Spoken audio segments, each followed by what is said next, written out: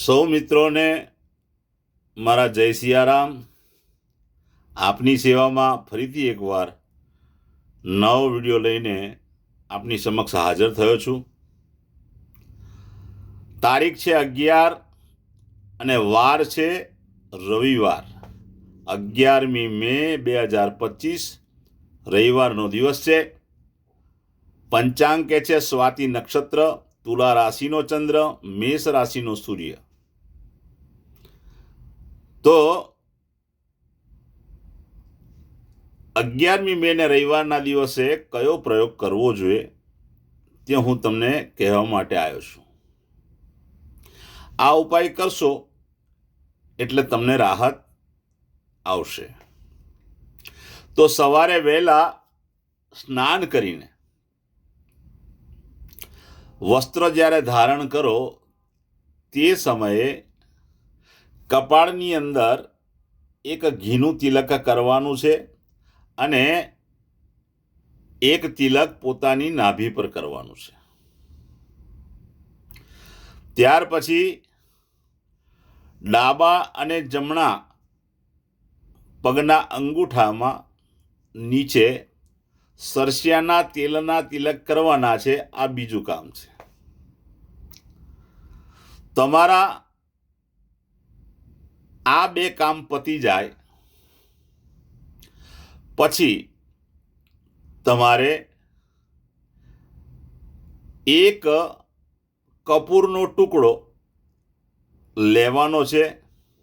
સફેદ કાગળની અંદર એક કપૂરને મૂકવાનું છે, એનું પડીકું વારવાનું છે અને પોતાના ઉપરના પોકેટમાં એક કપૂરને મૂકી દેવાનું છે, પડીકાને. બીજા દિવસે સવારે એ કપૂર તમારે, મેં તમને કીધું છે એમ, પીપળાના ઝાડની નીચે જઈને મૂકી આવવાનું છે. ત્યાર પછી સૂર્યનારાયણ ભગવાનની સામે ઊભા રહેવાનું, નમસ્કાર કરવાના અને ભગવાન સૂર્યનારાયણના 21 નામ છે. જો તમારી પાસે 21 નામ ન હોય તો ગૂગલ ઉપર સર્ચ કરજો, તમને ભગવાન સૂર્યનારાયણના 21 નામ મળી જશે. તો 21 નામ બોલવાના છે. અને કદાચ એનાથી વિશેષ આવડતું હોય તમને તો આદિત્ય હૃદય નામનો એક પાઠ છે, તે પાઠ ભગવાન સૂર્યનારાયણને અર્પણ કરવાનો છે. મેં જલ ચડાવવાનું નથી કીધું, ફક્ત નામ બોલવાના કીધા છે, પાઠ કરવાનો કીધો છે અને વંદન કરવાનું કીધું છે. આમ તો ભગવાન સૂર્યનારાયણને તમે જળ ચઢાવો તો એનાથી ઉત્તમ બીજું કંઈ છે જ નહીં. પરંતુ જો તમે નિત્ય ના કરી શકતા હોય તો કાલના દિવસે તો તમે અવશ્ય જ કરજો. ત્યાર પછી તમારે સાયંકાળે જ્યારે સૂર્ય અસ્ત થઈ રહ્યો હોય ત્યારે તમારે એક ધાન, અને એમાં પણ લીલા મગ હોય તો લીલા મગ લઈને સાયંકાળના સમયે ગાયને ખવડાવવાના છે. બરાબર સમજી લેજો. લીલા મગ લેવાના છે અને ગાયને ખવડાવવાના છે. સંધ્યાકાળે આપ સૌ જાણો છો, પશ્ચિમ દિશા તરફનું મુખ રાખવાનું છે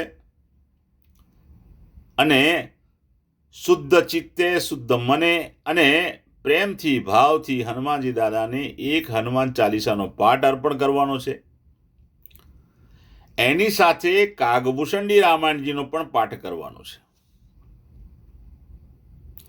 બસ આટલો ઉપાય રવિવારને દિવસે આપણે કરવાનો છે.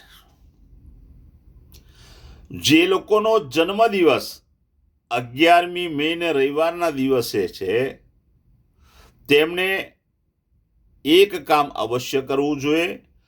કોઈ પણ વિધવા માતાને વસ્ત્રનું દાન કરવું જોઈએ. આખું વર્ષ નિરંતર બહુ જ આનંદિત રીતે પ્રગતિ સાથે પસાર થશે. સફેદ વસ્ત્ર તમે દાન કરશો તો બહુ સારું છે. જેની મેરેજ એનિવર્સરી, લગ્નની તિથિ રવિવાર અને 11 મેના દિવસે છે તો પતિ પત્નીએ બંનેવે મહાદેવજીના મંદિર પર જવાનું છે. ઘી, ખાંડ, દૂધ અને જળ લઈને જવાનું છે. ભગવાન શિવનો અભિષેક કરવાનો છે. વારાફરતી તત્વ દ્વારા પહેલાં પાણી ચડાવવાનું છે, ત્યાર પછી દૂધ ચડાવવાનું છે, ફરીથી પાછું પાણી ચડાવવાનું છે, ફરીથી પાછું ઘી ચડાવવાનું છે. એ રીતે બધા જ તત્વથી તમારે પૂજા કરવાની છે. મંત્ર ન બોલતો આવડતું હોય ઓમ નમઃ શિવાય મંત્ર બોલવો. આખું વર્ષ બહુ આનંદ સાથે પતિ પત્નીનું પસાર થશે, નિરોગી જશે. તો આ ઉપાયો જે તમને આપ્યા છે એ ઉપાય તમે નિરંતર કરતા જાઓ. ફરીથી પણ કહું, તમારી પાસે, તમે દેશમાં રહેતા હોય તો આ બધી વસ્તુ ઇઝીલી અવેલેબલ છે, પણ કદાચ વિદેશની અંદર રહેતા હોય, કારણ કે મારા વિડીયો લોકો લંડન, અમેરિકા, ઓસ્ટ્રેલિયા બધી જગ્યાએ જુએ છે, હું જોઈ રહ્યો છું, તો એ બધી જગ્યાએ જોવાય છે. કોઈ જગ્યાએ કોઈ તત્વ ન મળે, કોઈ વસ્તુ ન મળે તો ચાલશે, પણ જેટલું મળે યથા યોગ્યમ તથા કરું, જેટલું થાય એટલું અવશ્ય કરજો. ભગવાન તમારા ઉપર અવશ્ય કૃપા કરશે. બીજું, ગઈકાલે મને એક ભાઈએ SMS કર્યો કે અમને નોકરી નથી મળતી.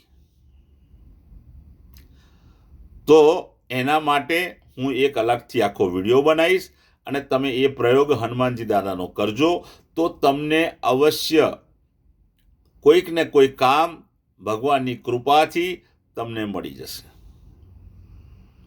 તો ફરીથી પણ દરેક વિડીયોની અંદર બોલું છું એ જ રીતે મારા તમામ વિડીયો જે દિવસનો હશે તેની તારીખ ઉપર લખેલી હશે, વાર પણ લખેલો હશે. તમારે એ પ્રયોગ કરવાનો છે. મારો વિડીયો યુટ્યુબ પર, ફેસબુક પર અને ઇન્સ્ટાગ્રામ પર હોય છે. તમે ચેનલને સબસ્ક્રાઈબ કરો કે ના કરો એનાથી મને કોઈ મતલબ નથી, પણ જો તમને જરૂરિયાત હોય તો તમે આ વિડીયો જોજો અને તમે આ ઉપાય કરજો. તમારા જીવનમાંથી સંઘર્ષ ધીમે ધીમે ભગવાન દૂર કરી દેશે, તમે સુખી થશો. ફરીથી પણ કહી દઉં, તમને આ બધા ઉપાય કરવાથી સારું પરિણામ મળવા લાગે અને તમને કોઈ લાગે કે જરૂરિયાતમંદ વ્યક્તિ છે, એને મારા વિડીયો મોકલવા જેવો છે, તો તમે એને મોકલી આપજો, અથવા એને મારી ચેનલ દુષ્યંત પાઠક નામ સર્ચ કરવાનું કહેજો. યુટ્યુબ પરથી મળી જશે વિડીયો, અને એને કહેજો કે નિત્ય તું આ પ્રયોગ કર. ફરીથી પણ કહું, જે લોકોને ઉતાવળથી પરિણામ જુએ છે એ લોકો આ પ્રયોગ કરે જ નહીં. આ ઉતાવળથી પરિણામ મળે એવા ઉપાયો છે જ નહીં. એક દિવસમાં રિઝલ્ટ આવવાનું જ નથી.